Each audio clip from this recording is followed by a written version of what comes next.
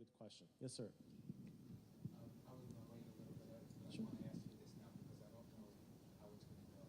In your opinion, was the presidential election in 2008, was that accurate in terms of with respect to the president having the most votes in that election?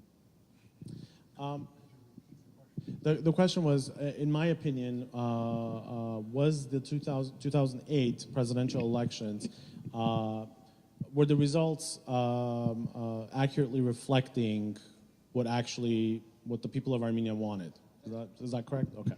I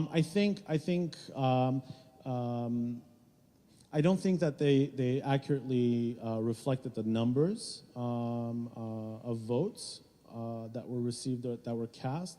I think at the time, Prime Minister Sarkisian would have won the election, perhaps in a runoff, but they chose to go at it in one round, and so I think that's where we saw the problems rise up. Are dead, absolutely. I was on the streets that day. Now there is nobody accused of killing, nobody in jail. Mm-hmm. He wasn't selected as president. He wasn't.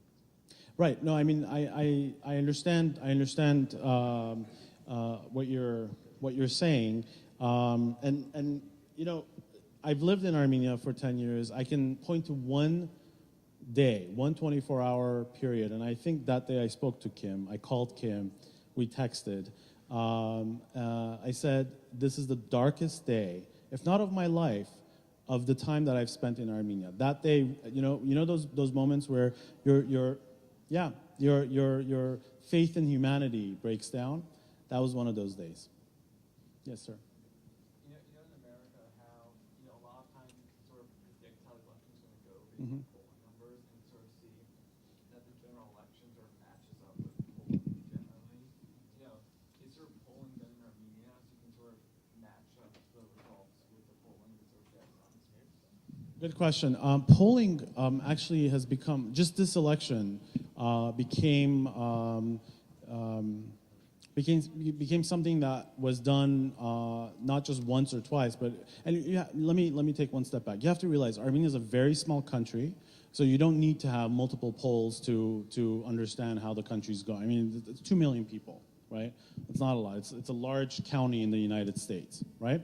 So this time there were several polls commissioned, but they were commissioned by the national TV, right? Or they were commissioned by a TV station that's owned by the son-in-law of the president. And so the results of these polls are not necessarily trustworthy in that way.